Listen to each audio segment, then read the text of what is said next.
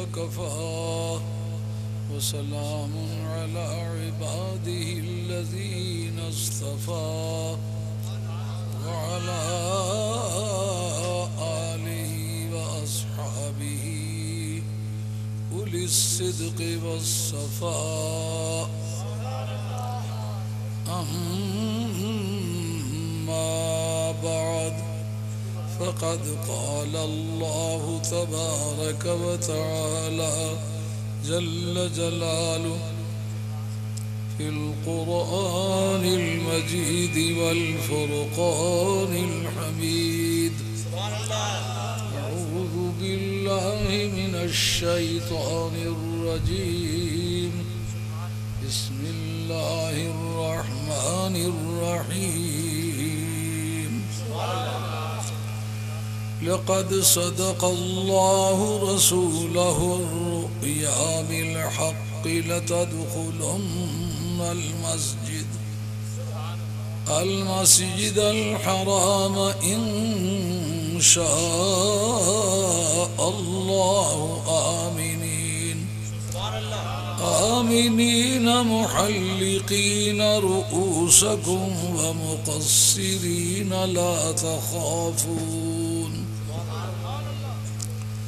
فعلم ما لم تعلموا فجعل من دون ذلك فتحا قريبا هو الذي أرسل رسوله بالهدى ودين الحق ليظهره على الدين كله وكفى بالله شهيدا محمد رسول الله والذين معه أشداء على الكفار رحماء بينهم تراهم ركعا سجدا صدق الله مولانا العظيم وبلغنا رسوله النبي الكريم ونحن على ذلك من الشاهدين والشاكرين والحمد لله رب العالمين الصلاة والسلام عليك يا سيدي يا رسول الله وعلى آلك وأصحابك يا حبيب الله الصلاة والسلام عليك يا سيدي يا رسول الله وعلى آلك وأصحابك يا حبيب الله الصلاة والسلام عليك يا سيدي يا رسول الله وعلى آلك وأصحابك يا حبيب الله معزز علماء کرام، سادات عظام، پیران طریقت، میرے بزرگوں، پیارے بھائیوں، میں آپ کا جانا پہچانا ہوا آپ کا ایک ادنا بھائی ہوں۔ آپ مجھے ایک مدت سے پہچانتے ہیں۔ سن 50 میں پہلی مرتبہ ٹنچ پھاٹا میں نے جمعے کا خطبہ دیا ہے، جبکہ میری داڑھی موچھ کا کوئی نشان نہیں تھا، اور اس وقت سے لے کر کے مذہب آل حق، آل سنت والجماعت کی جو خدمت میں نے کی ہے وہ ایسے اٹل طریقے سے کی ہے کہ اس لمبی دوڑ میں آج تک مذاہب باطلہ میں سے کوئی آدمی میرے بیان کردہ مسئلے پر ہاتھ نہیں رکھ سکتا۔ بنیادی طور پر میرے لیے مشکل ہی تھی، میں سید برادری کا آدمی ہوں، پیچھے چھپ کے کہ میرے کو کوئی آفت مصیبت ہے سامنے بیٹھو، شاہ صاحب کو سامنے بیٹھو، اگر تم کو خطرے کی بات ہے پھر تو پیچھے بیٹھو، اگر خیر و عافیت ہے تو پھر سامنے آ کے بیٹھو۔ اس کی بنیادی وجہ یہ تھی کہ میں سید برادری کا آدمی ہوں، میں مولوی برادری کا آدمی نہیں ہوں۔ مولوی سے کوئی قصور ہو جائے، مولوی سمجھ کے اس پر 100 مہربانی کرتے ہیں، لیکن سید کے بارے میں اگر کوئی بات ہاتھ آ جائے تو فوراً نوکے نیزہ پہ چڑھ جاتی ہے۔ میں اس بات کو پہلے سے محسوس کرتا چلا آیا تھا، جس بات کو میں نے اچھی طرح سے دیکھا نہیں تھا، بڑا نہیں تھا، مشکل یہ بڑی ٹھہرتی ہے کہ جتنے بھی آدمی ایسے آوارہ گوئی کر رہے ہیں ان میں سے ایک آدمی بھی پڑھا ہوا نہیں ہے۔ اگر انہوں نے نصاب کی کتابیں پڑھی ہوئی ہوتی تو میرے ساتھ اختلاف ہی کوئی نہ کرتا۔ ان کا اختلاف کرنا دلیل ہے اس بات کی کہ انہوں نے نصابی کتابیں جو اہل سنت کی ہیں وہ پڑھی نہیں ہیں، کیونکہ جتنی باتیں میں نے کی ہیں وہ سنیت کے آن ریکارڈ موجود ہیں، سنیت کے ریکارڈ پر موجود ہے، کتاب اصل میرے پاس موجود ہے، اور کوئی پڑھا لکھا آدمی میرے ساتھ 10 منٹ بھی انشاءاللہ نہیں گزار سکتا۔ بک بک کرنا چاہے تو کتوں کو بھونکنے سے کون منع کر سکتا ہے؟ آپ دیکھتے مجھے الحمدللہ اللہ تعالیٰ کا شکر گزار ہوں، بڑے وثوق سے کہتا ہوں کہ پڑھا لکھا آدمی میرے ساتھ آدھا گھنٹہ پون گھنٹہ گزارے تو بڑی اس کی بہادری ہوگی، لیکن اگر دیکھیں تو ماں نے گھر سے بددعا دے کے اس کو بھیجا ہوگا، ماں کا بددعایا ہوا آدمی ہوگا تو میرے مقابلے میں آئے گا، کیونکہ میں نے ایک ایک بات کو چھانا ہوا ہے، جو بات میں نے دیکھی ہوئی نہیں ہے، جس پر میرا نشان لگا ہوا نہیں ہے، جو اہل سنت کی مستند کتاب نہیں ہے اور وہ معتبرات کے اندر موجود نہیں ہے، میں نے آج تک وہ کی نہیں ہے۔ اس مسئلے کی ایک آئینی حیثیت ہے، اس کو علماء کرام نوٹ کریں۔ یہ کہنا کہ حق سب یار مجلس قانون ساز کے اندر اس سیکشن کو دخل ہے، اگر اس کو بیچ میں سے نکال دیں تو آپ کی قانون سازی میں دقت پیش آئے گی۔ آپ کے پاس جو مصادر قانون ہیں ان میں پہلے کتاب اللہ ہے، دوسری سنت رسول اللہ ہے۔ سنت رسول اللہ کا راوی کون ہوگا؟ وہی تو آپ کو آتی نہیں، براہ راست تو سرکار سے آپ کی ملاقات ہوئی نہیں،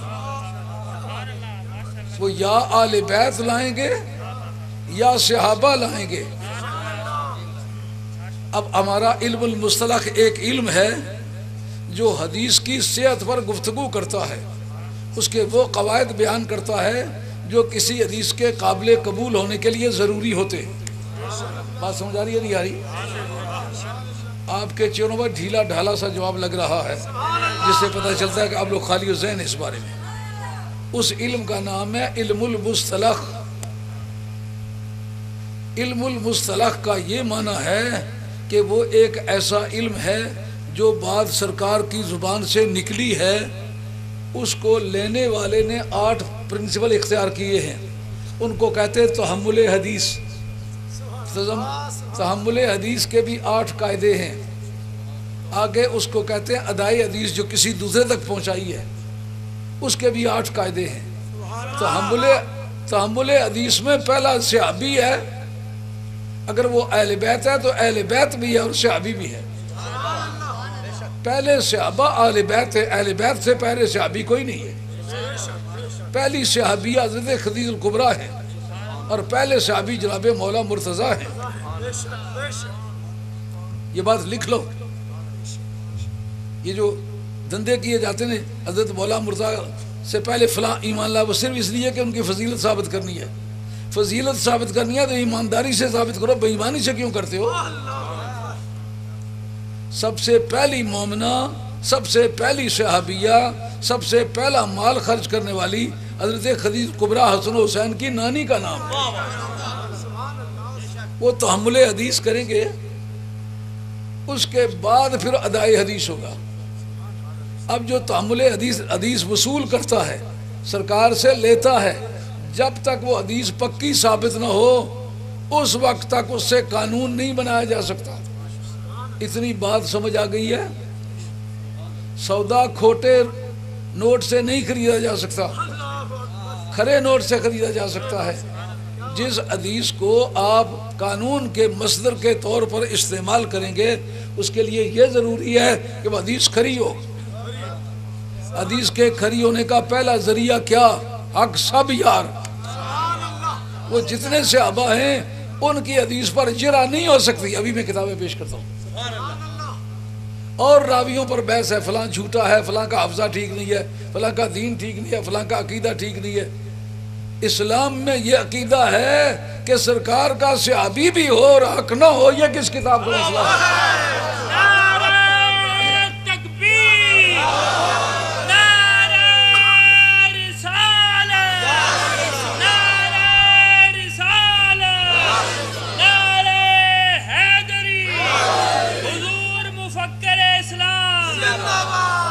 یہ جتنی باتیں آتی ہیں، فلاں کا حافظہ کمزور ہے، فلاں کا عقیدہ ٹھیک نہیں ہے، فلاں کا عمل ٹھیک نہیں ہے، یہ غیر صحابی کے بارے میں بحث ہے. صحابی ہونا ثابت ہو جائے، نہ آپ یہ کہہ سکتے ہیں اس کا عمل ٹھیک نہیں، نہ یہ کہہ سکتے ہیں اس کا حافظہ ٹھیک نہیں، نہ یہ کہہ سکتے ہیں اس کا عقیدہ ٹھیک ہے. اسی کا معنی ہے حق سب یار. اب بتاؤ عقیدہ کس کا صحیح ہے؟ اگر صرف یہ 4 حق ہوں تو اس کا مطلب یہ 4 صحابہ اگر کوئی حدیث روایت کریں پھر تو اس کو معتبر مان لو، لیکن باقی 1,24,000 سے کم و بیش صحابہ کرام اگر بات کریں تو بات نہ مانو، کیوں؟ سارے حق نہیں ہیں. بات سمجھ آئیے؟ ہمارے موقف میں اور ہمارے مخالف دھڑے کے موقف میں فرق نظر آیا؟ یہ بات اچھی طرح سمجھ آنی چاہیے کہ یہ بات کریں تو مان لو، ان کے سوا بات کریں تو نہ مانو. ہمارا یہ عقیدہ ہے کہ کوئی بھی صحابی روایت کرے، صحابی سرکار کے بارے میں جھوٹی بات نہیں کر سکتا. اس کی بات سچی ہے، اس کا عمل سچا ہے، اس کا عقیدہ سچا ہے، اس کی طرز زندگی خوشگوار ہے، اس لیے ہم اس کو سر سے پاؤں تک حق کہتے ہیں. آئیے، یہ میرے ہاتھ میں ہے الکفایہ فی علم الروایا، ہمارے پرانے دستیات کے وقت کی یہ کتاب ہے. ہم لوگوں نے یہ پڑھی ہے. موجودہ وقت میں جو پڑھنے والے ہیں وہ ایک شرح نخبۃ الفکر کا اردو نوٹ ہے وہ پڑھ لیتے ہیں. اصل کتاب پتہ ہی نہیں، نہ پیر صاحب کو، نہ مرید صاحب کو، نہ استاد کو، نہ شاگرد کو. یہ دقت ہے. اب کریں کیا؟ وہ کہیں گیدڑ تھا تو کسی شکار سے واپس آیا تو باقی جانوروں نے پوچھا کہ تو بڑا ہوشیار ہے، بہت اچھے طرح سے شکار کر لیتا ہے. انہوں نے کہا میرے گلے میں جانوروں کے بادشاہ کا پروانہ پڑا ہوا ہے، جدھر جاتا ہوں سارے جانور سرنڈر ہو جاتے ہیں. ایک دن بھاگا بھاگا آئے، کتے پیچھے لگے ہوئے، اس سے پوچھا کہ وہ آج تیرا پروانہ کدھر گیا؟ کہا پروانہ آج بھی موجود ہے لیکن ان پڑھوں سے واسطہ پڑ گیا.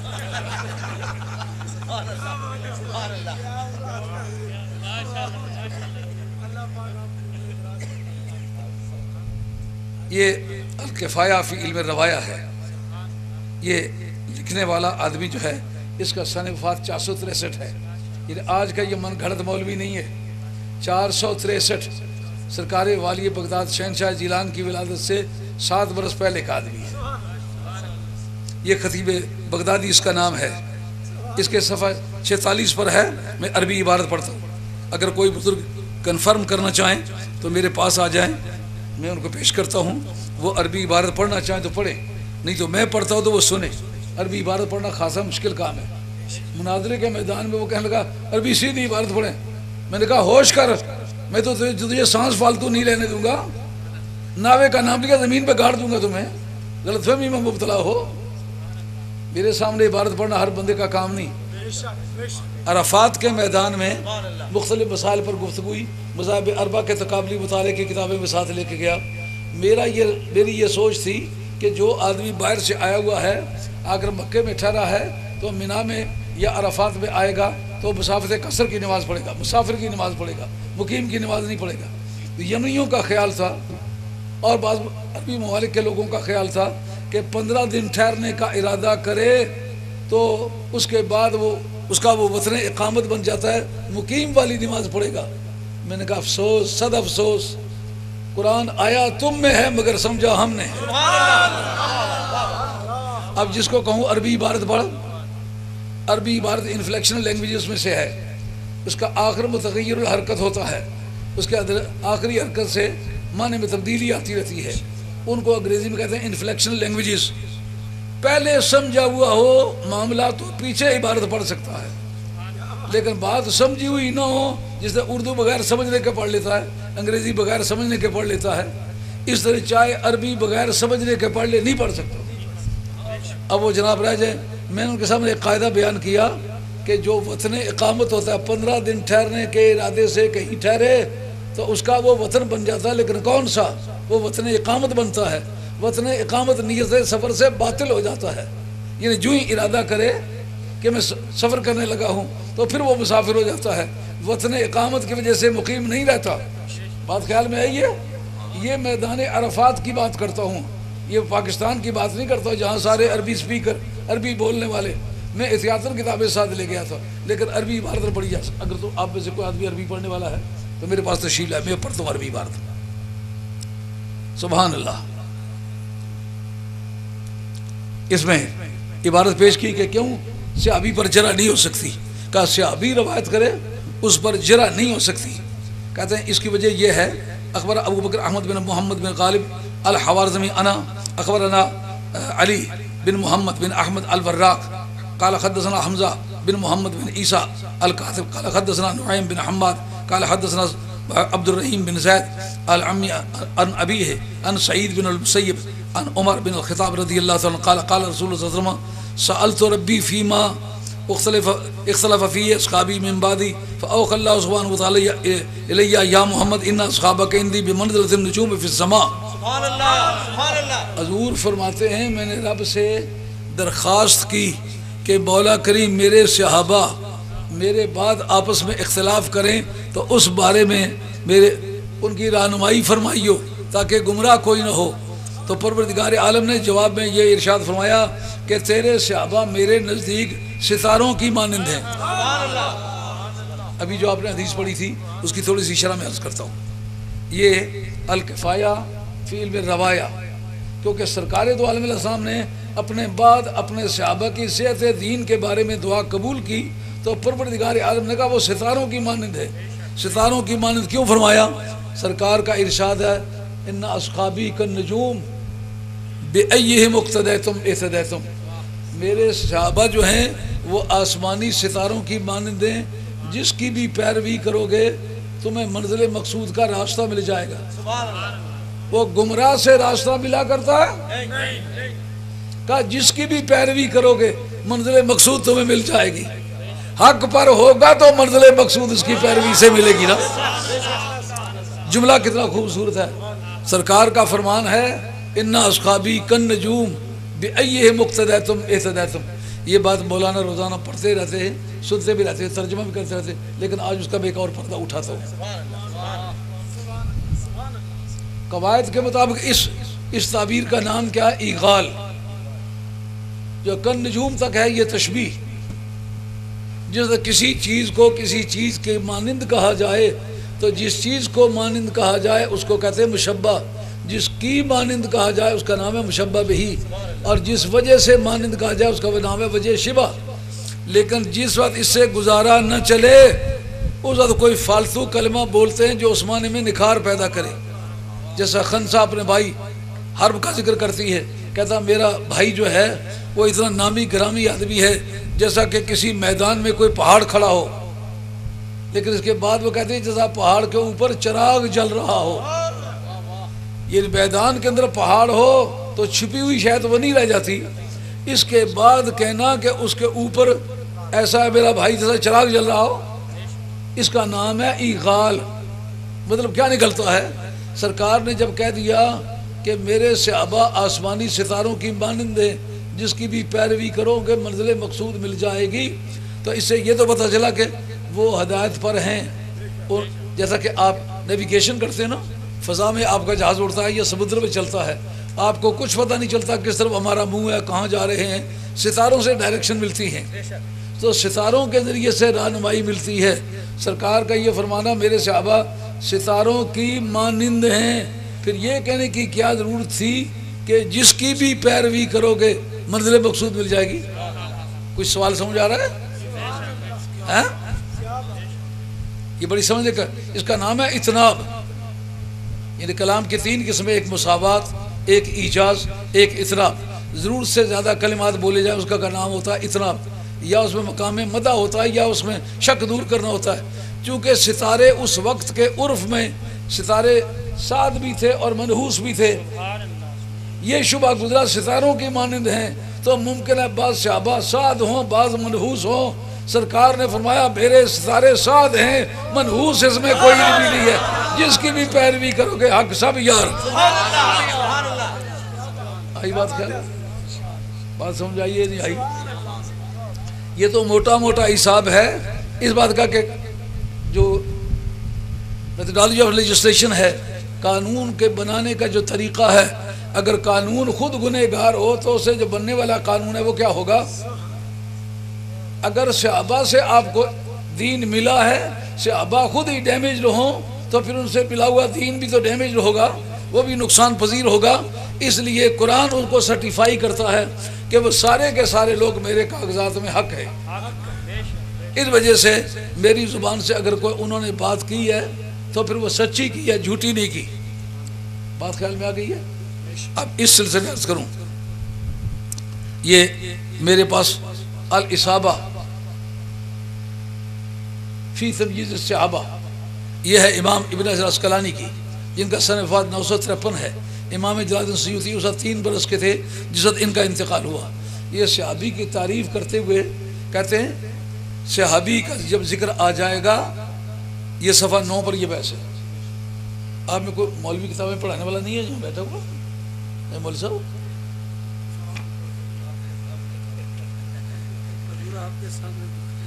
نہیں، میں ہی پڑھی سکتا، میں پڑھانا نا. جب شروع میں ٹنچ بھاٹا میں آیا تو میری داڑھی بوچھ نہیں تھی، تو میرے شاگرد تھے مولوی محمد اکبر صاحب. ماشاءاللہ ان کی داڑھی اتنی فراوانی کے ساتھ تھی کہ اگر 10 آدمیوں پر بانٹی جائے تو پھر بھی پوری ہو جائے. تو نماز وہ پڑھایا کرتے تھے، جمعہ کا خطبہ میں دیا کرتا تھا. کوئی 24-25 مولوی ایک علاقے کے اکٹھے ہو کے، ان میں ایک مولوی فضل احمد صاحب سے 130 برس کے ہو کے فوت ہوئے ہیں، وہ میرے شاگرد تھے. اسی معاملے میں وہ شاگرد بنے تھے. جب آئے تو وہ کہنے لگے کہ آپ کے پیچھے نماز نہیں ہوتی. میں نے کہا میں پڑھاتا ہی نہیں تو ہوتی ہے نہیں، اگر میں پڑھاؤں تو یہ بحث چلے. انہوں نے کہا آپ کا واز بھی ناجائز ہے. میں نے کہا کیوں؟ انہوں نے کہا آپ کی داڑھی نہیں ہے. مگر میں نے کہا اگر ایک خنسا ہو جس کو ساری زندگی داڑھی نہ آئے تو کیا اس کے پیچھے نماز نہیں ہوگی؟ کہا اس کے پیچھے تو ہو جانی چاہیے.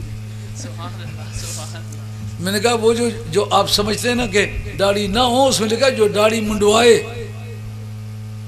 چونکہ نبی کریم علیہ السلام کی سنت موقدہ ہے، جو داڑھی منڈوائے اس کے پیچھے نماز مکروہ تحریمہ ہوتی ہے کہ وہ مجاہر بالمعاصی ہے، برملا طور پر ڈنکے کی چوٹ پر برائی کرتا ہے. لیکن میں منڈواتا تو میری داڑھی ابھی آئی نہیں. اب وہ کتابیں لے کے میرے پاس اکٹھے ہوئے. میں نے کہا لاؤ کتابیں. وہ عالمگیری لے کے سامنے میں آ گئے. تو عالمگیری میں یہ ہے کہ رسم الخط اس کا عربی ہے اور فارسی کی عبارت بے شمار ہے. میں نے وہ جو انہوں نے نکالی تھی اس کو آگے پیچھے کر کے نا تو میں اس طرح نکال لی. میں نے کہا اب عبارت پڑھو. وہاں صورتحال یہ تھی کہ ایک عورت دعویٰ کرتی ہے، ایک مرد دعویٰ کرتا ہے یہ میری بیوی ہے، حالانکہ بیوی نہیں ہے، اور وہ موقع پر شہادتیں گزار دیتا ہے. قاضی شہادتیں سن لیتا ہے. اس کے بعد وہ باہر نکلتا ہے تو بیگم کہتی ہے مجھے مہر دو. تو وہ کہتا ہے نکاح ہی نہیں ہوا تو مہر کیسے دوں؟ اب وہ قضائے قاضی جو ہے وہ بجائے خود ایک نکاح ہے. اب وہ کہتا ہے یہ الفاظ تھے اس کے کہ ای زن من است، ای زن من است، یہ فارسی زبان کا لفظ ہے، ای زن من است. اب وہ پڑھنے لگا ای اینا زننا مننا اشتا. میں نے کہا پھر اس کا ترجمہ کیا ہوگا؟ 5-6 جگہ سے نکال کے پوچھا. وہ فارسی زبان تھی، رسم الخط عربی تھا. جس وقت وہ فارسی کو عربی رسم الخط میں لکھا ہوا دیکھے عربی جان کے پڑھنا چاہیں نہ پڑھا جا سکے. پھر ان 24-25 آدمیوں مجھ سے 4-5 سال پڑھا ہے. ان میں ایک مولوی فضل احمد صاحب تھے. یہ جو بابا ملک نور محمد صاحب کی مسجد تھی نا سڑک کے کنارے، اس میں وہ خطیب تھے. وہ ان ساتھیوں میں سے تھے جو مجھ پر حملہ کر کے آئے تھے. یہ سنیے، ملاحظہ فرمائیے. اس جگہ نبی کریم علیہ السلام نے اپنے صحابہ کا ذکر کیا ہے. کہتے ہیں کہ کیوں ان کی بات پر جرا نہیں ہو سکتی؟ کہ قرآن جس کو سرٹیفائی کرے، عدالتوں میں جو بحث ہوگی کسی کے گواہ ہونے پر تو جب تک کوئی کاغذات مستند نہ نکلیں، پولیس کا کاغذاتی نہ ہو، بستالف کا بدماش نہ ہو، بستا بے کا بدماش نہ ہو، مسکن پابند نہ ہو، اشتہاری مجرم نہ ہو، سزا یافتہ نہ ہو، پولیس کا کاغذاتی نہ ہو، اس وقت تک اس کی شہادت ویلڈ ہے نا۔ یہاں رب کہتا ہے کسی کی صحابی کے بارے میں بات کرتے کسی کی کیا جانے کوئی بات کرے، خدا ان کو کس پیار سے دیکھتا ہے جو آنکھیں ہیں میوے لقائے محمد۔ رب کریم رہا کنتم خیر امت اخرجت للناس، میری کائنات میں جتنی انسانیت پیدا ہوئی ہے اس سب کے سردار میرے یار کے صحابہ ہیں، جن کو رب کہے وہ ساری دنیا سے اچھے ہیں، ان کو کوئی کہے جناب ان میں صرف 4 اچھے ہیں۔ قرآن کہتا ہے سابقون الاولون من المہاجرین والانصار والذین تبعوہم باحسان رضی اللہ عنہم ورضوا عنہ وقولوا یا ایھا النبی حسبک اللہ ومن اتبعک من المؤمنین۔ یہ سب صحابہ کی تعریف قرآن نے کی ہے۔ قرآن جن کا کریکٹر سرٹیفکیٹ پیش کرتا ہے وہ 4 کا نہیں، 1 لاکھ کئی ہزار صحابہ کا ہے، تو اس میں باقیوں کو نکالو گے کس گر سے؟ سمجھ آ رہی ہے بات کہ نہیں آ رہی ہے؟ مجھ سے آپ اختلاف کریں، قرآن سے دونوں اختلاف کریں۔ اسی کے صاف طور پر کہا نا لقد رضی اللہ عن المؤمنین، اے میرے محبوب مومنوں سے رب اس وقت راضی ہو گیا ہے اذ یبایعونک تحت الشجرہ، جب درخت کے نیچے بیٹھ کے تیرے ساتھ بیعت کر رہے تھے۔ وہ بیعت کرنے والے 4 تھے یا 1400 تھے؟ یہ بات سمجھ آ رہی ہے نہیں آ رہی؟ وہ 4 نہیں تھے، وہ 1400 تھے۔ 1400 کے بارے میں ریکارڈ پیش کرتا ہوں، جذباتی بات نہیں کرتے، جو ریکارڈ نہیں وہ پیش ہی نہیں کرتا۔ یہ کس کی کتاب پیش کی ہے؟ یہ الاصابہ فی تمجید الصحابہ، امام ابن حجر عسقلانی کی، جو صاحب فتح الباری ہے۔ اور کہا اتنے سرٹیفکیٹ قرآن نے اپنی زبان میں اللہ نے صحابہ کی تعریف کی ہے اور وہ سارے صحابہ کی ہے، کہا ان سے رب راضی ہو گیا جو درخت کے نیچے بیٹھ کے تیرے ساتھ بیعت کر رہے تھے۔ اب ان 1400 آدمی کو تو سرٹیفائی کر دیا گیا نا، ان میں سے 4 کا انتخاب کرنے کا چانس نہیں ہے کہ جو باقی اس وقت موجود نہیں تھے ان کا کیا بندوبست ہے؟ سمجھ آ رہی ہے بات؟ ہم نے زندگی میں بڑی تلخیاں دیکھی ہیں۔ ہم اگر کسی مولانا کے گھر پیدا ہوئے ہوتے تو پھر تو کافی سہولت ہوتی۔ ہم لوگ سیدوں کے گھر پیدا ہوئے، سید تو امام حسین تھا تو کسی نے ساتھ نہیں دیا تھا۔ امام حسین کے اگر ساتھی ساتھ دیتے تو کربلا کبھی واقع نہ ہوتی۔ تو یہ ہمارے خاندان کی مقدر کی جو تلخی ہے یہ ہمارے ساتھ ساتھ ہے، مگر قوم پر قربان، قوم نے امام اس کو سمجھا جس نے آل بیت کے لیے مار کھائی ہے، جس کو امام اعظم کہتے ہو۔ ان کے استاد بھی تھے کہ نہیں تھے؟ ان کے شاگرد بھی تھے کہ نہیں تھے؟ ان کے کلاس فیلو بھی تھے کہ نہیں تھے؟ لیکن لوگوں نے امام کس کو مانا ہے؟ امام اعظم کو۔ کیوں؟ انہوں نے آل بیت کے لیے مار کھائی ہے۔ سید زید بن علی کے لیے جیل کاٹی ہے، جیل ہی میں موت قبول کی ہے۔ قوم نے کہا وہ ہمارا امام ہو سکتا ہے جو آل بیت کا وفادار ہو سکتا ہے، جو آل بیت کا وفادار نہ ہو وہ ہمارا امام نہیں ہو سکتا۔ امام مالک رحمۃ اللہ علیہ کو جیل خانے میں ڈالا گیا، ان کے بازو کاٹے گئے، ان کا منہ کالا کیا گیا، بازاروں میں پھرایا گیا۔ آپ فرماتے جو مجھے پہچانتا ہے کہ میں امام مالک ہوں وہ تو پہچانتا ہی ہے، جو نہیں پہچانتا میں خود بتاتا ہوں میں امام مالک ہوں۔ تو میں بتاتا ہوں کہ منہ کالا ہونے سے پہلے جو میرا عقیدہ تھا آج بھی میرا عقیدہ وہی ہے۔ آل بیت حق پر ہے، ان کے دشمن بے ایمان ہیں۔ یہ کس نے کہا؟ امام مالک نے۔ اور شذرات الذهب کے اندر ابن عماد حنبلی نے لکھا ہے کہ اس تاریخ کے بعد جب سید نفس زکیہ کو شہید کر دیا گیا، خلیفہ منصور کے کارکنوں نے آپ کو شہید کیا، اس کے بعد آپ نے مسجد نبی میں کسی نماز میں شرکت نہیں کی۔ آج ہم سے پوچھتے ہیں جی پیچھے نہیں پڑھتے ہو؟ میں مدینہ طیبہ میں 2 سال رہا ہوں، مجھ سے کہتے ہیں پیچھے نہیں پڑھتے ہو، میں نے کہا میں تو تمہارے آگے بھی نہیں پڑھتا۔ ان کا پیچھے کی بات تو سنی ہوئی ہے، آگے کی بات پہلے کبھی نہیں سنی۔ حیرت کی بات ہے جن لوگوں کی سنیت آج ٹیڑھی ہوتی ہے، شاہ صاحب بولے ہماری سنیت ٹیڑھی ہوتی ہے، کل وہ وقت آنے والا ہے کہ میرے بغیر کوئی پناہ کی جگہ تمہیں نہیں ہوگی۔ یہ بات لکھ لو، سنیت میرے باپ کی وراثت ہے۔ یہ جھوٹے موٹے آج جو پیدا ہوئے ہیں یہ میرے سامنے بچے دودھ پیتے میں نے خود دیکھے، اور میں نے تو اس مشن کے لیے زندگی گزاری ہے۔ آج مجھے بتاتے ہو سنیت خطرے میں ہے؟ سنیت کے ساتھ تمہارا کیا تعلق ہے؟ سنیت میں جانوں اور میری سنیت جانے. میں اگر اکیلا بھی ہوں تو انشاءاللہ اکیلا نہیں.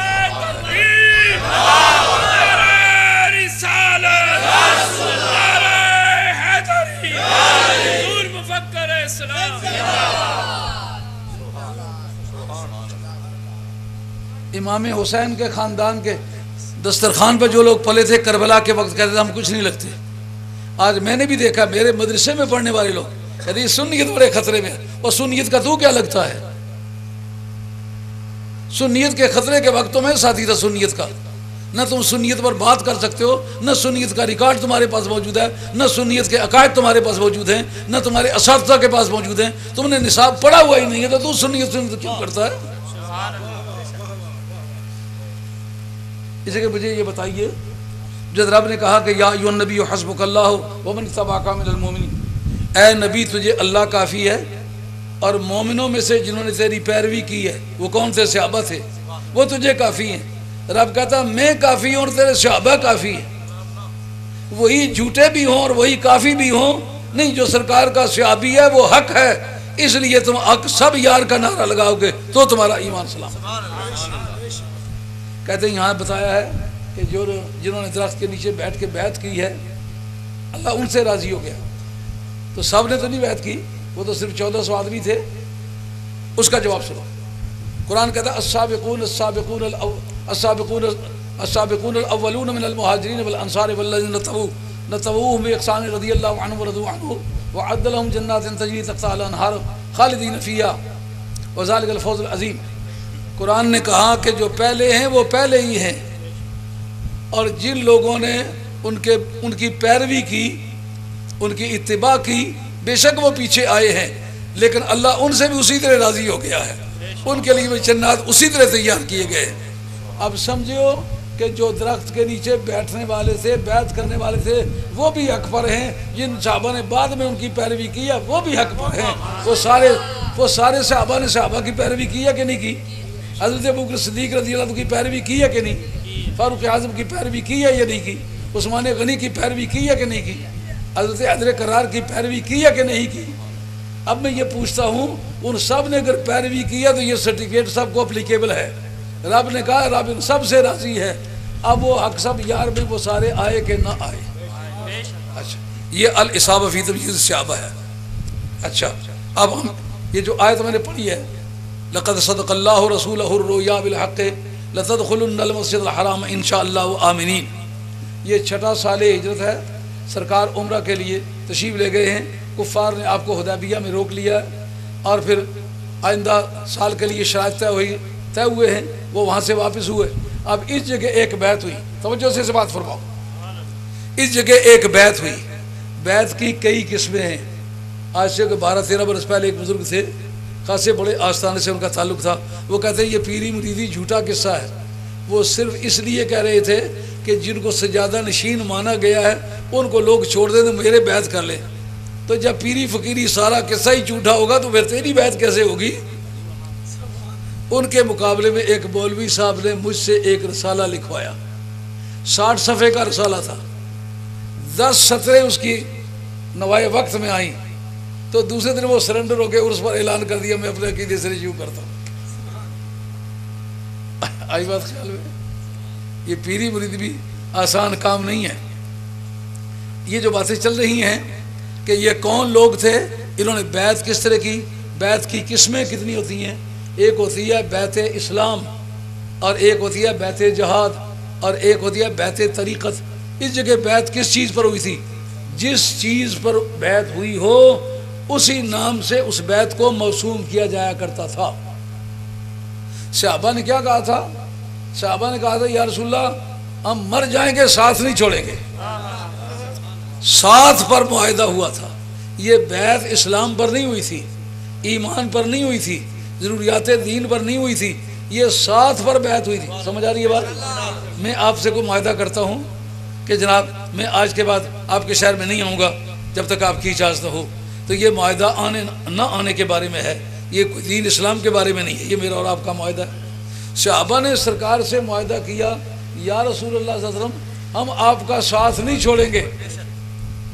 بھاگیں گے نہیں۔ اب رب کریم نے جو سرٹیفائی کیا ان کو، وہ کس بنیاد پر کیا؟ والذین معہ اشداء علی الکفار۔ اگر آپ لوگ کوئی آدمی مدرس ہے تو مدرس کو خاص طور پر فائدہ پہنچنے والا ہے۔ اس جگہ یہ بحث ہے، یہ کن کے بارے میں نازل ہوئی؟ یہ حاضرین حدیبیہ کے بارے میں نازل ہوئی۔ قاعدہ کیا ہے؟ جس کے متعلق کوئی آیت نازل ہوئی ہو، اجماع امت کے ذریعے سے بھی اس کو اس مضمون سے خارج نہیں کیا جا سکتا۔ جس وقت بیعت ہوئی بندے کتنے تھے؟ 1400 تھے۔ بخاری کی ایک روایت کے مطابق 1500 اور کچھ تھے۔ وہ 1400 ہو یا 1500 ہو، لیکن وہ 1400 سے زیادہ ہی ہوں گے، کم نہیں ہوں گے۔ بیعت انہوں نے کیا کی؟ آپ کا ساتھ نہیں چھوڑیں گے۔ آیت کیا نازل ہوئی؟ والذین معہ، اور وہ لوگ جو اس کے ساتھ ہیں۔ کیوں مولانا؟ والذین جمع کا صیغہ ہے کہ نہیں؟ اس میں موصول ہے نا۔ آگے معہ یہ ضرب مستقر اس کا صلہ ہے، اس کا معنی یہ صلہ موصول مل کے جزء جملہ ہوتا، پورا جملہ نہیں ہوتا۔ اس کا مطلب وہ لوگ جو اس کے ساتھ ہیں، اشداء، یہ کہتے ہیں معہ سے مراد حضرت ابوبکر صدیق ہیں، حالانکہ قرآن کا وہ لوگ جو اس کے ساتھ ہیں حضرت ابوبکر صدیق شخص ہیں، لوگ تو نہیں ہیں۔ قرآن کہتا ہے وہ لوگ جو اس کے ساتھ ہیں، اور نازل کن کے بارے میں ہوئی ہے؟ 1400 آدمیوں کے بارے میں۔ ساتھ وہ تھے، ان کے متعلق یہ بتایا گیا جو اس کے ساتھ ہیں نا، وہ سارے کے سارے پکے سچے اور سچے آدمی ہیں۔ آگے ایک جملہ رہا، وعد اللہ والذین آمنوا وعملوا الصالحات منہم مغفرۃ واجر عظیما۔ وہ لوگ ان سے اللہ جن کا عقیدہ ٹھیک ہے، اعمال ٹھیک ہے، اللہ نے ان سے وعدہ کیا ہے۔ آگے من جو ہے اس سے فیصلہ ہو جائے گا کہ عقیدہ سنیوں کا کیا ہے، عقیدہ رافضیوں کا کیا ہے۔ رافضیوں کا عقیدہ ہے وہ ان میں سے بعض آدمی ہیں۔ اگر کہیں کہ حق 4 یار تو پھر یہ تو رافضیوں کا عقیدہ ہے، حق سب یار یہ اہل سنت کا عقیدہ ہے۔ نعرہ تکبیر، نعرہ رسالت، نعرہ رسالت، نعرہ حیدری، حضور مفکر اسلام۔ من کی 2 ہی تعبیریں ہیں نا، یا من تبعیضیہ ہو سکتا ہے یا من بیانیہ ہو سکتا ہے۔ اگر من تبعیضیہ تو ان میں سے بعض جو ہیں ان سے وعدہ ہے، بعض کا عقیدہ اہل سنت کا ہے یا رافضیوں کا ہے، ان میں سے بعض کے ساتھ رب کا وعدہ ہے۔ یہ رافضیوں کا عقیدہ ہے، شیعہ کا عقیدہ ہے، سنیوں کا یہ عقیدہ نہیں۔ سنیوں کا یہ عقیدہ ہے جس نے سرکار کے ہاتھ میں ہاتھ دیا اور سچی نیت سے لبیک کہا، وہ آدمی دوزخ میں کبھی نہیں جائے گا۔ صحابی کے متعلق دوزخی ہونے کا عقیدہ اہل سنت والجماعت کے ہاں نہیں ہے۔ کیوں بھئی؟ اور باطل پر بھی ہوں اور جنت میں بھی جائیں۔ رب کہتا ہے وہ سارے حق پر ہیں، میرے یار کا کوئی صحابی دوزخ میں نہیں جائے گا۔ مزہ آیا کہ نہیں؟ سنیت کا عقیدہ یہ ہے، حق 4 یار سے یہ معنی بنتے ہیں کہ صرف ہم 4 کے قائل ہیں۔ یہ امام جلال الدین سیوطی ہے۔ اگر کچھ زیادہ دیر ہو جائے ناراض تو نہیں ہوں گے نا؟ ہمارا کام ذرا تھوک کے حساب کا ہے۔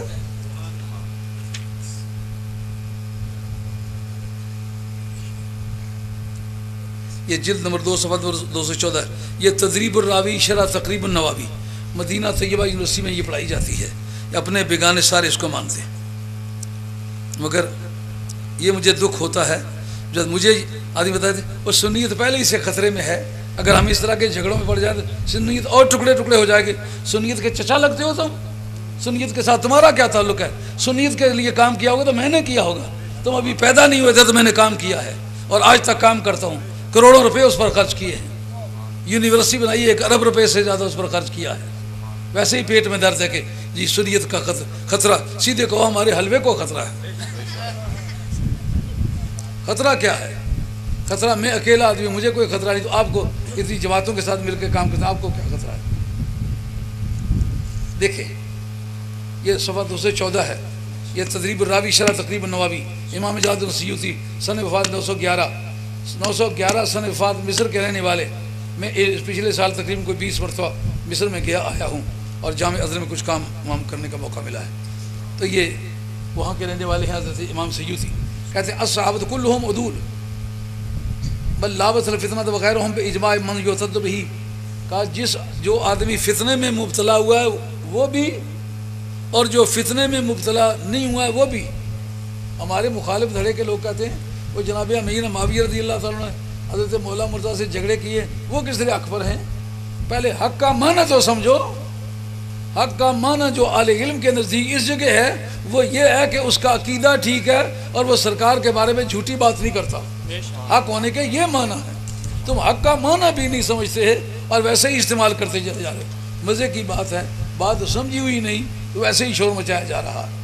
یہ امام سیوطی کی عبارت سمجھ آئی ہے، الصحابۃ کلھم عدول، ہر صحابی صاحب عدل ہے۔ من لابس الفتنۃ، جو فتنے میں مبتلا ہوا ہے وہ، وغیرہم، یا ان کے سوا ہے، بے اجماع من یعتد بہ، جس کو اسلام میں کوئی حیثیت حاصل ہے، ان لوگوں کے اجماع کے ذریعے سے یہ فیصلہ ہوا ہے کہ کوئی صحابی بھی باطل پر نہیں ہے، سارے صحابہ حق پر۔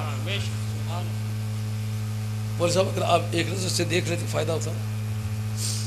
یہ تدریب راوی شرح تقریب النووی جلد نمبر 2 صفحہ نمبر 214، اور ابھی میرے پاس اس بارے میں کافی اور زیادہ مواد ہے، لیکن میں آپ سے یہ عرض کرنا چاہوں گا کہ میرے مخالف دھڑے نے یہ بات کہی تھی کہ والذین معہ سے مراد صرف حضرت ابوبکر صدیق رضی اللہ عنہ، یہ حضرت عبداللہ بن عباس کا مذہب ہے، ہرگز حضرت عبداللہ بن عباس کا مذہب نہیں۔ یہ میرے پاس موجود ہے روح المعانی، یہ روح المعانی کا جلد نمبر 26 ہے، صفحہ نمبر 123 ہے، جلد نمبر 26 صفحہ نمبر 123۔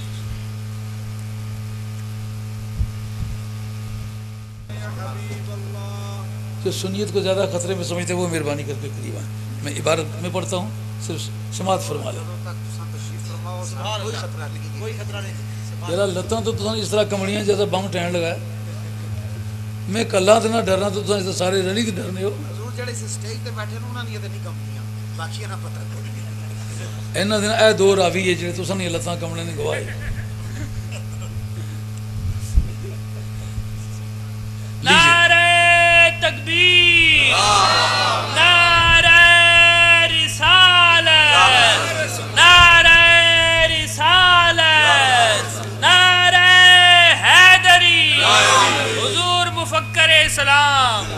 یہ تفسیر روح المعانی ہے جی، سید محمود آلوسی بغدادی، ان کا سن وفات 1270 ہے، بغداد کے رہنے والے ہیں، مذہباً شافعی ہیں، شیخ خالد کردی کے مرید ہیں، جو حضرت امام ربانی مجدد الافسانی شیخ احمد سرندی رحمۃ اللہ علیہ کے خلیفہ ہیں، کردستان کے رہنے والے ہیں، یہ ان کے مرید ہیں سید محمود آلوسی بغدادی، اور وہاں کے چیف جسٹس رہے ہیں بغداد کے۔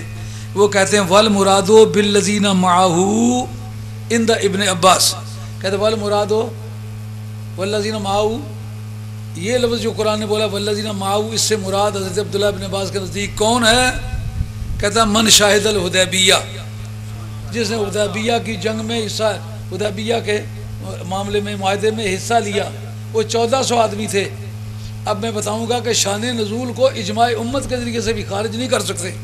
اب اگر پوری دنیا میں ملے نہ سارے مولوی ملیں، کہیں کہ بیچ میں سے ان 4 کو نکال کے کہو یہ حق پڑھیں باقی کو رہنے دو، کہا یہ ساری امت کے مولوی مل کے نہیں کر سکتے۔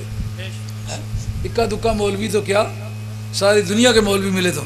یہ عبارت سمجھ آ رہی ہے؟ من شاہد الحدیبیہ تھا وقال الجمہور، لیکن یہ حضرت عبداللہ بن عباس کا مذہب ہے کہ اس سے حاضرین حدیبیہ مراد ہیں۔ جمہور کا مذہب یہ ہے جمیع اصحابہ ہی صلی اللہ علیہ وسلم، یعنی جمہور اہل سنت کا، میجارٹی آف دا مسلم کا یہ عقیدہ ہے کہ اس سے مراد سارے صحابہ کرام ہیں۔ تو پھر سب کا عقیدہ کیا ہوا؟ حق سب یار۔ نعرہ تحقیق، حق سب یار، تحقیق، حق سب یار۔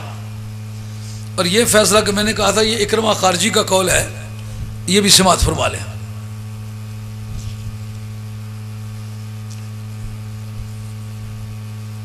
یہ اسی جلد کا صفحہ نمبر 129 ہے۔ وہ کہتا ہے کہ وان بعض سلبے جعل جمل الآیات کل جملۃ مشیرۃ الی معین من الصحابہ، کا بعض نے ایک ایک جملے کو ایک ایک صحابی کی طرف اشارہ بتلایا ہے کہ معاوض سے مراد حضرت ابوبکر صدیق ہیں اور شدہ سے مراد حضرت عمر فاروق ہیں، لیکن یہ سلف ہیں کون؟ یہ سلف اکرمہ خارجی ہے۔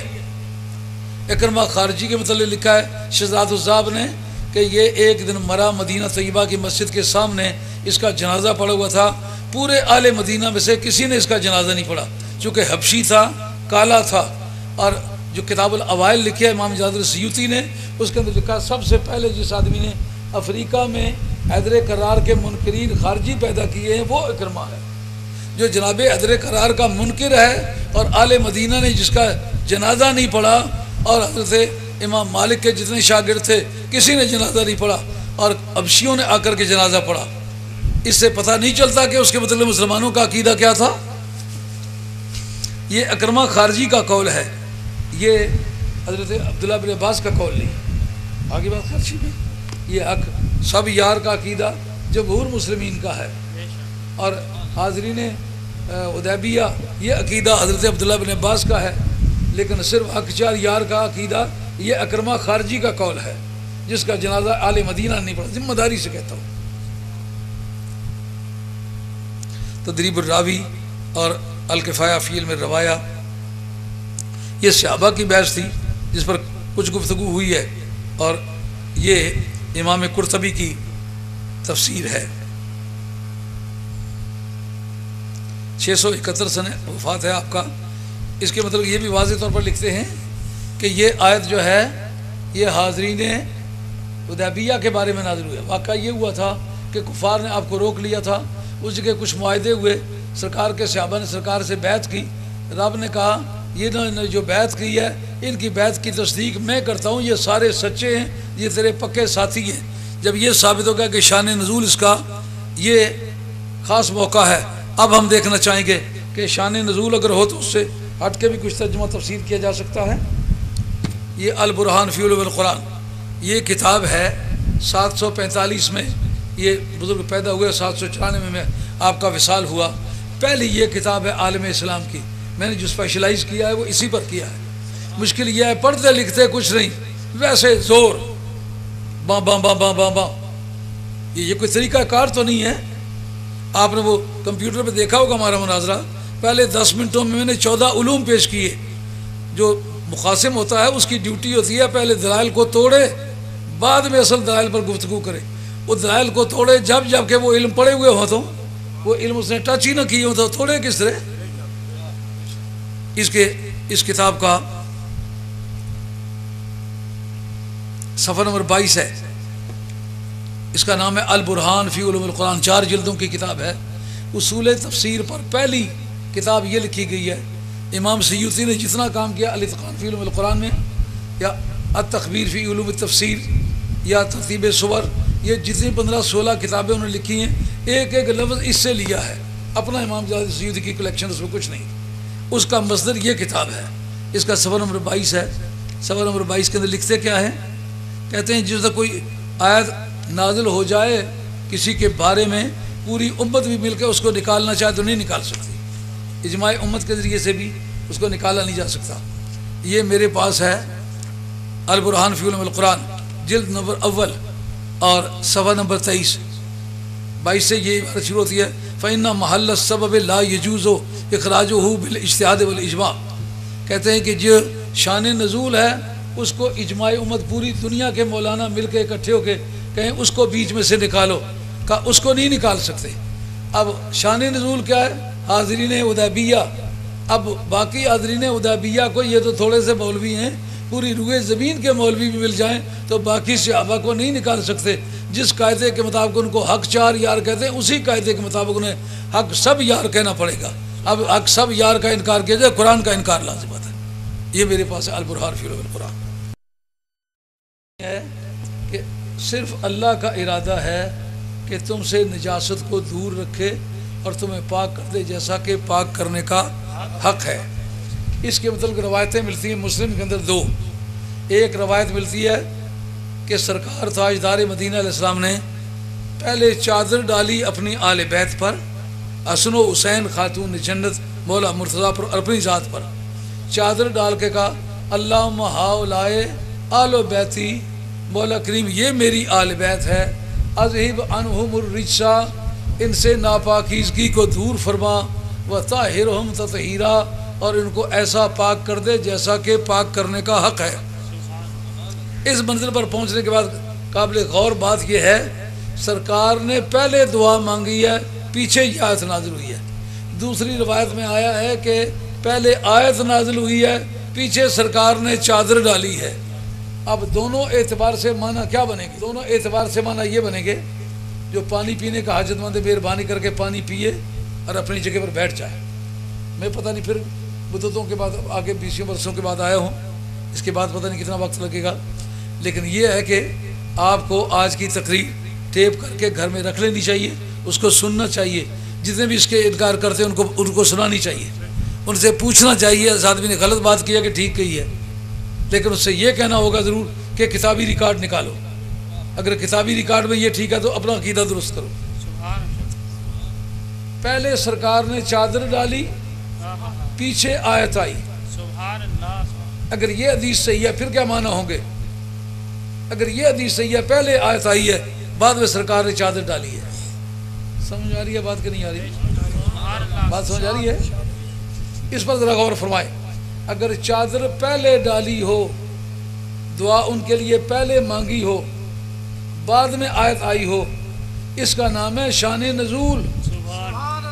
اس کا مطلب یہ ہے کہ ان میں نہ بندہ ڈالا جا سکتا ہے نہ نکالا جا سکتا۔ سمجھ آ رہی ہے بات؟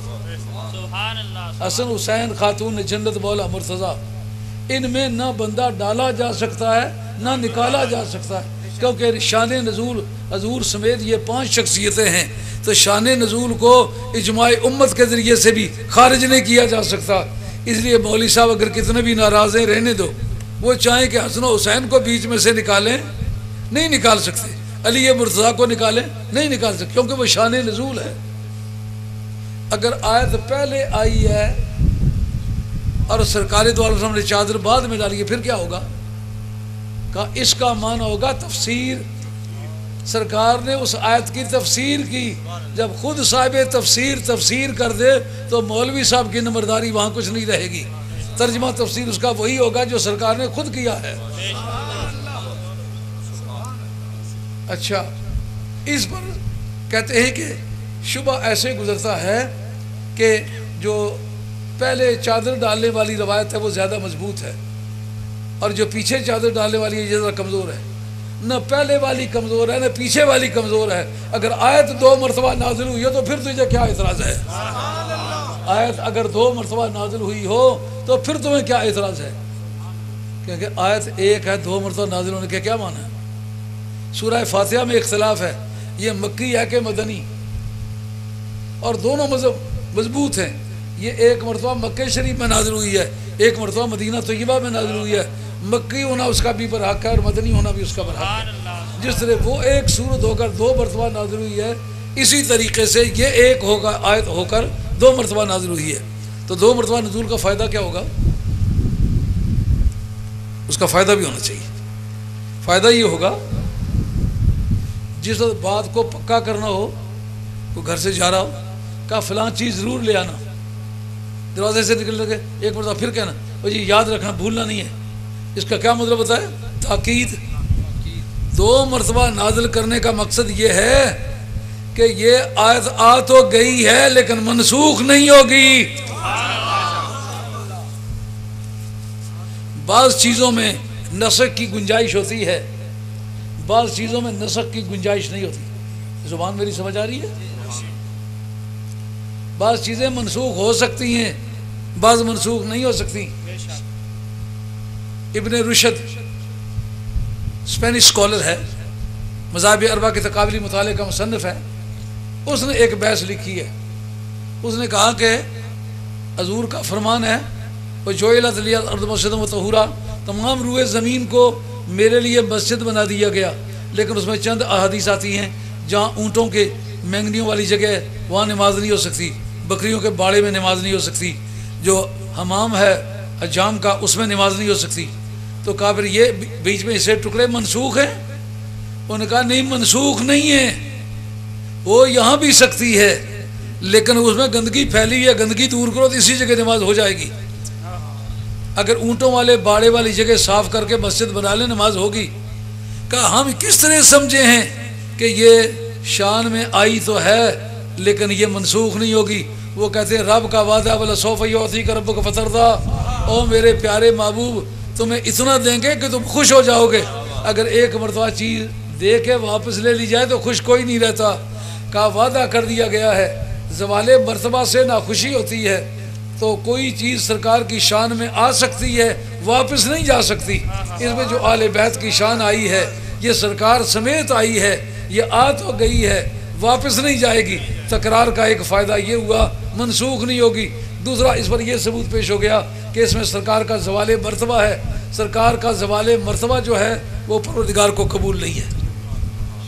اب اس پر بحث کہ نبی کریم علیہ الصلوۃ والسلام کی ذات و برکات کی جو آل بیت ہے ان میں آل بیت کی کئی قسمیں ہیں. ایک ہے آل بیت نسب, پگڑی کے رشتہ دار. جتنے بنو ہاشم ہیں وہ سرکار کے پگڑی کے رشتہ دار ہیں. وہ دو فضیلتوں میں شریک تھے, ایک مال غنیمت کے 5ویں سے خمس میں شریک تھے اور دوسرا حرمت صدقہ میں. باقی کسی میں شریک نہیں تھے. آپ کچھ اس دنوں مولوی ہیں جو ہاشمی ہاشمی ہاشمی لکھتے ہیں, لیکن شکل دیکھو تو یزید سے بھی بری ہے. ان کو میں بتلایا کرتا ہوں کہ ابو لہب کی جتنی اولاد ہے وہ ساری ہاشمی ہے. تمہیں شاید یہ پتہ ہے کہ نہیں, وہ بھی کہیں گئی ہوگی نا, ہاشمی ہونے کو وہ بھی ہاشمی ہے. تو ہاشمی یہ پگڑی کے رشتہ دار تھے. ایک ہیں آل بیت سبب. آل بیت سبب کہتے ہیں جن کے ساتھ نکاحی تعلق ہے. نکاحی تعلق ایک محدود زمانے تک ہوتا ہے, بندہ طلاق دے دے عورت فارغ ہو جاتی ہے. سرکار نے جمیلہ کو طلاق دی تھی تو طلاق ملنے کے بعد سرکار کی کچھ نہ لگی, نہ مومنوں کی ماں رہی. یہ آل بیت سبب ہے. اور آل بیت خدمت وہ جن کو سرکار نے خدمت کرنے کی اجازت دی ہوئی ہے. سلمان فارسی, واصلہ بن الاسقا, حضور کے ازواج مطہرات جو ہیں یہ آل بیت ہیں. مگر کون سی آل بیت؟ یہ آل بیت ہیں مگر یہ فضل جزائی کے کھاتے کے ہیں. وہ جو 5 ہیں وہ فضل اختصاصی کے کھاتے کے ہیں. کیا مطلب؟ قرآن نے اس جگہ کہا ہے نا, اے نبی کی بیویوں تمہارے جیسا کوئی نہیں, اگر کوئی نیکی کرو گے دگنا ثواب ملے گا, اگر بدی کرو گے تو دگنا عذاب بھی دیں گے, کیونکہ وہ فضل جزائی کے لوگ ہیں. یعنی تمہارے عمل کے مطابق تمہارے ساتھ سلوک کیا جائے گا. یہاں رب نے کہا کہ یہ جو آل بیت ہے انما یرید اللہ, ان کی فضیلت کا تعلق صرف ارادہ باری تعالیٰ کے ساتھ ہے. یہ جو اہل بیت ہیں یہ فضل جزائی نہیں ہے, فضل اختصاصی کے لوگ ہیں.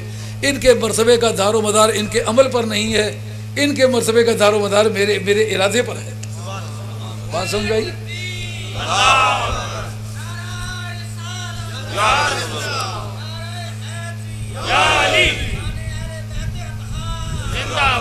اب میں قرآن مجید کی چند آیات پیش کرنے لگا ہوں. وَجَعَلُوا لَهُ مِنْ عِبَادِهِ جُزْءًا. اللہ کریم نے فرمایا کہ مشرکین نے جس فرشتوں کو کہا یہ خدا کی بیٹیاں ہیں, رب نے کہا خدا کی بیٹیاں جب ہو سکتی ہیں جب رب کے ٹکڑے ہو سکیں, کیونکہ اولاد ٹکڑا ہوتی ہے. اشارت اللہ نے تسلیم کر لیا کہ نہیں کہ اولاد جزو ذات ہوتی ہے. تو یہ سرکار کی اولاد جس کو سرکار خود اپنی اولاد تسلیم کریں وہ جزو ذات ہوگی کہ نہیں ہوگی؟ سرکار کی کسی باقی صاحبزادی کی اولاد چلی ہی نہیں سوائے خاتون جنت کے. اور وہ اگر خاتون جنت کے سوا دوسری بیٹیوں کی اولاد ہوتی بھی تو خاتون جنت کے بیٹوں کی اولاد کی آپ کی اولاد کے ہم پلہ کبھی نہ ہوتی. ابھی میں پیش کرتا ہوں اس پر. حضرت نبی کریم علیہ الصلوۃ والسلام نے جن کو کہا حسن و حسین میرے بیٹے ہیں, فاطمہ میری بیٹی ہے, میرے دل کا ٹکڑا ہے, تو سرکار نے ان کو اپنا جزو تسلیم کیا ہے نا. اب قرآن سے پوچھتے ہیں جزو کا حکم کیا ہوتا ہے, پتہ چل جائے کسی کا جزو ہے, کیا فیصلہ کریں گے, کس طرح فیصلہ کریں گے؟ قل ان کان للرحمن ولد فانا اول العابدین. اے میرے محبوب تم کہہ دو کہ اگر خدا کا کوئی بیٹا ہوتا تو سب سے پہلا پجاری میں ہوتا. کیوں؟ جس کے ابے کو پوچھنے کے بارے میں مجھے کوئی اعتراض نہیں. ابے کا اور بیٹے کا ایک حکم ہوتا ہے, جیسا باپ ویسا بیٹا, یہ اس کا جزو ہے. جزء المرء فی معنی نفسہ ہی, جو باپ کا حکم ہوتا وہی بیٹے کا ہوتا. اگر میں خدا کو پوچھتا اس کے اولاد کو کیوں نہ پوچھتا؟ تو کیا مطلب نکلا؟ سوائے رسالت اور نبی پاک علیہ السلام کے خصائص کے اولاد رسول جتنے بھی ہے اسی طرح محترم ہے جس طرح سرکار کی ذات محترم, جو سرکار کی ذات کا حکم. اب یہ قرآن مجید کی آیتیں سن لی ہیں, اب سماعت فرمائیں. یہ میرے پاس ہے سوائے کیمور کا امام ابن حجر مکی رحمۃ اللہ علیہ کی, اس کا صنفات 778 ہے. اور اس کا صفحہ نمبر 156 ہے اور 177 دو جگہوں میں یہ بحث ہے۔ صفحہ 156 پر یہ بات واضح ہو جائے گی کہ حضرت خاتون جنت کی جو اولاد ہے یہ سرکار کی اپنی اولاد ہے، سرکار کی اپنی زبان کے بول ہے۔ ملاحظہ فرمائیے، جس دن حضرت حیدر کرار کو خلیفہ بنایا گیا، سرکار حیدر کرار کو خلیفہ بنایا گیا، اس دن وہ تمام مجلس شورا جن کی موجودگی سے، جن کی بیعت سے حضرت ابوبکر صدیق رضی اللہ تعالیٰ عنہ خلیفہ برحق قرار پائے، ان کی خلافت راشدہ قرار پائی، یعنی وہ پوری قوم کے ایسے ریپرزینٹیٹیو تھے جن کی موجودگی پوری قوم کی موجودگی تسلیم ہوتی ہے۔ ایک بات۔ دوسرا، فاروق اعظم رضی اللہ تعالیٰ کا انتخاب استخلاف حضرت ابوبکر صدیق رضی اللہ تعالیٰ سے ہوا، لیکن قوم راضی نہ ہوتی تو اس پر فیصلہ نہ ہو سکتا۔ جن کے راضی نامے سے ابوبکر حضرت عمر خلیفہ بنے، جن کے راضی نامے سے حضرت عثمان غنی حضرت تیسرے خلیفہ بنے، اس جگہ حضرت حیدر کرار کی خلافت کا وقت آیا۔ اخرج الدارقطنی ان علی رضی اللہ عنہ یوم الشورى احتج علی آلہہ فقال لهم انشدکم باللہ هل فیکم احد اقرب الى رسول اللہ صلی اللہ علیہ وسلم فی الرحم منی ومن جعلہ صلی اللہ علیہ وسلم نفسہ وابناءہ ونساءہ غیری قالوا اللہم لا۔ حضرت حیدر کرار فرماتے تمہیں کوئی ایسا بندہ ہے جو خونی نقطۂ نظر سے میرے مقابلے میں سرکار کا زیادہ قریبی ہو؟ انہوں نے کہا نہیں، ایسا تو نہیں ہے۔ کہا تم میں کوئی ایسا ہے جس کے بیٹوں کو سرکار نے اپنا بیٹا کہا ہو؟ ان کا کوئی نہیں ہے۔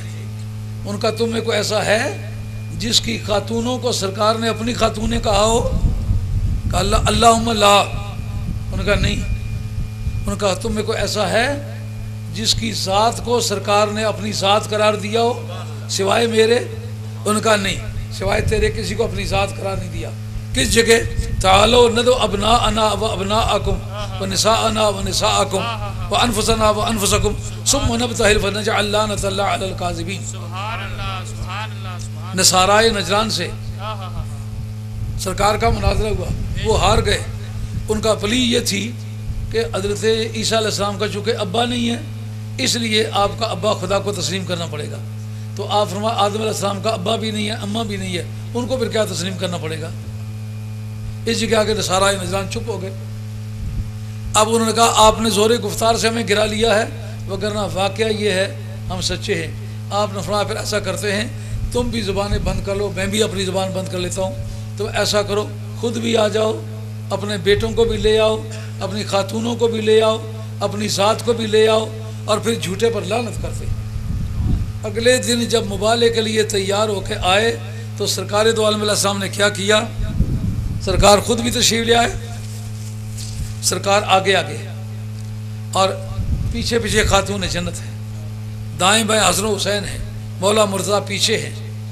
جس وقت نصارائے نجران نے دیکھا انہوں نے کہا ان کے چہروں پر وہ تجلیات الہیہ برس رہی ہیں کہ اگر انہیں ایک مرتبہ ہاتھ اٹھائے تو دنیا میں کوئی نصرانی زندہ نہیں رہے گا۔ اس وقت وہ رک گئے، انہوں نے کہا ہم معافی مانگتے ہیں، ہم جزیہ دیتے ہیں، لیکن ہم سے مناظرہ نہ کیا جائے۔ اس مقام پر سرکار نے علی کی جان کو، اپنی جان کو ایک فرمایا اور حسن و حسین کو اپنے بیٹے فرمایا، اور اس پر بس نہیں، آگے اور چند احادیث پیش کرتا ہوں۔ اخرج الطبرانی ان رسول اللہ صلی اللہ علیہ وسلم قال ان رسول اللہ صلی اللہ علیہ وسلم قال ان اللہ سبحانہ وتعالی جعل ذریۃ کل نبی فی صلبہ الا اولادی فجعل ذریتی فی صلب علی۔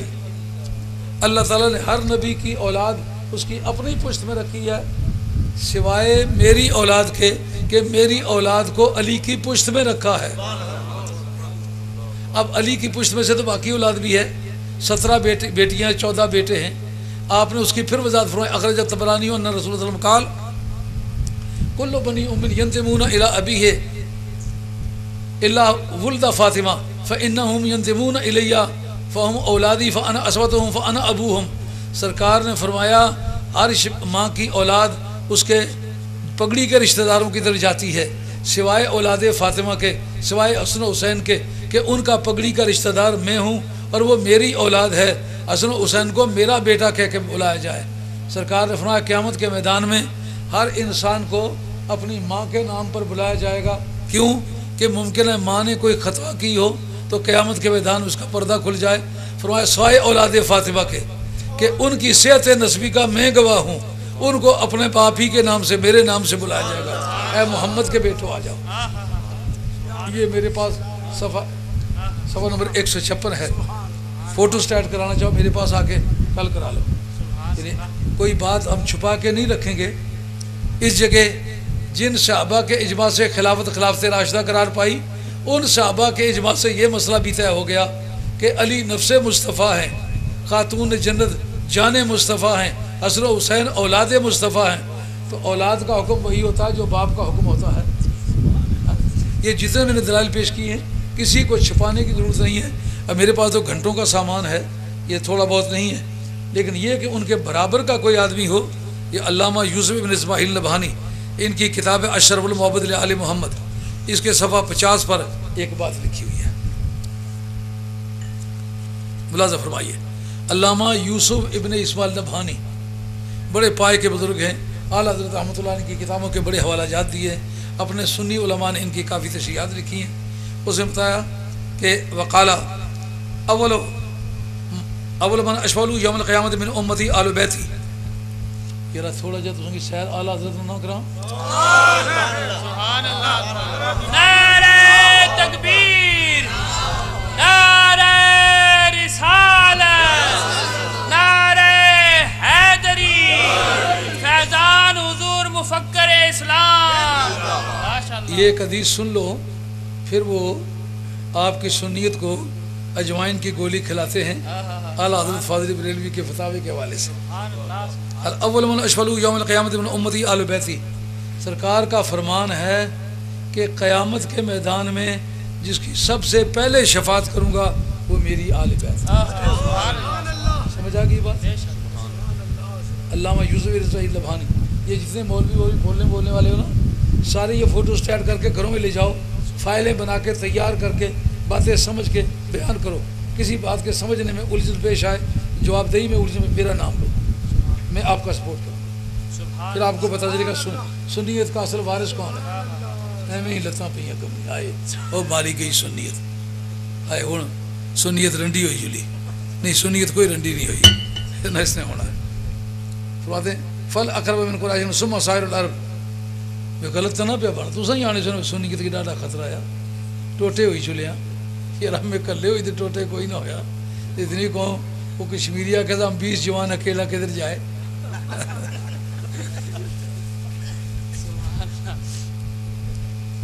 فل اقرب من قریش ثم سائر العرب. پھر جی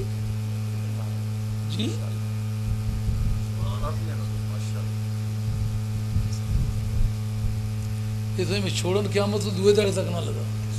میں حسن و حسین نہیں اولاد چوں تو مارے پیو نہ کلمہ پڑھیا ہے اور کچھ نہ تعلق تو نہ کہا تعلق اسن والا. ثم سائر العرب، پھر سب عربوں کی میں شفاعت کروں، پھر اجمیوں کی کروں گا. ومن اشفع لہ اولا افضل. جس کی سب سے پہلے شفاعت کروں گا سب سے افضل وہ ہیں. آئی بات خیال میں؟ علامہ یوسف ابن اسماعیل نبہانی رحمۃ اللہ علیہ کی یہ کوٹیشن ہے، یہ حدیث ہے دار قطنی کی، اور بتایا کہ اس کو طبرانی نے بھی روایت کیا ہے. فَهَذِهِ أَحَادِيثُ صَحِيحَةٌ وَنُصُوصٌ صَرِيحَةٌ تَدُلُّ عَلَىٰ أَنَّ أَهْلَ الْبَيْتِ أَفْضَلُ النَّاسِ حَسَبًا وَنَسَبًا. یہ حدیث بتاتی ہے حسب و نسب کے اعتبار سے اہل بیت سب سے افضل، خواہ پہلے گزرے یا پیچھے گزرے. وَيَتَفَرَّعُ عَلَىٰ هَذَا أَنَّهُمْ لَا يُكَافِئُ فِي النِّكَاحِ أَحَدٌ. اس بات سے یہ بات ثابت ہوتی ہے کہ نکاح میں آل بیت کا کوئی بھی ہم کف نہیں ہے. سید زادی کے ساتھ غیر سید نکاح نہیں کر سکتا، کیونکہ نکاح کے اندر کفات شرط ہے، برابر ہونا. اور بئی سرا کا خیر واقع من الائمہ. اس جگہ امام جلال السیوطی قال جلال سیوطی فی الخصائص، خصائص کے اندر سیوطی نے لکھا ہے، لیکن وہ خصائص کبریٰ نہیں ہے، یہ خصائص صغریٰ ہے. خصائص کے نام سے سیوطی کی 2 کتابیں ہیں. ہمیں مناظرے میں یہ ضرورت پڑی تھی تو کوئی 150 صفحے کی کتاب ہے، 24,000 روپے کی خریدی تھی. بعد میں تو چھپی مل گئی کوئی 5-10 روپے کی، لیکن اس وقت ہم نے 24,000 روپے کی خریدی تھی. یہ اس خصائص کے اندر یہ مسئلہ ہے. ومن خصائصہ ان آلہ لا یکافئ فی النکاح عقد من الخلق۔ امام سیوطی کہتے ہیں کہ اس حدیث سے پتہ چلتا ہے کہ آل بیت کا نکاح میں کوئی ہم کف نہیں ہے، ان کا کوئی ثانی نہیں ہے۔ حضرت بریلوی رحمۃ اللہ علیہ کتاب آپ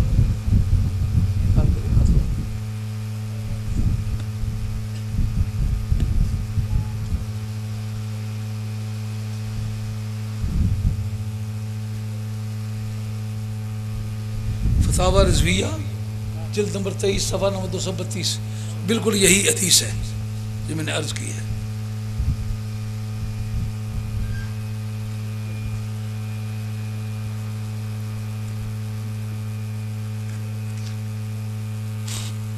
نہیں یہ اور کتاب ہے۔ اچھا چلو 2-3 جلسے اور ہونے والے ہیں، جو خطرہ اس کا میں فیس خود کروں گا۔ جو بہت سارے دوستوں کو ڈر کے سنیت مر چلی ہے، بڑا خطرہ ہے زبردست، اس خطرے کا مقابلہ میں خود کروں گا۔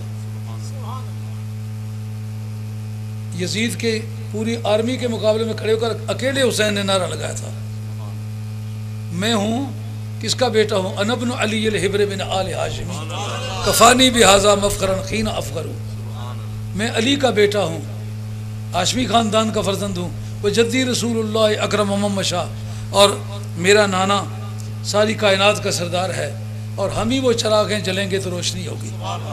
فرمایا وہ فاطمہ امی سلالۃ احمدہ، میری ماں کا نام فاطمہ ہے، وہ امی یدعی ذل جناحین جعفر، اور میرا چچا جو ہے حضرت جعفر طیار ہے۔ اس وقت وہ ساتھی اپنی قبلت سے چھوڑا ہے۔ آئیے فتاوی مل گیا، یہ جو بتایا ہے میں نے، یہ فتاوی نمبر جلد نمبر 23 ہے، صفحہ نمبر 232 ہے، ابھی نکالتا ہوں، یہی بالکل عبارت ہے۔ اس سے آپ کو یہ سمجھ جانا چاہیے کہ ایسے تک تخمینے سے بات نہیں کرتا ہوں، آتے مجھے یاد ہے۔ یہ رہی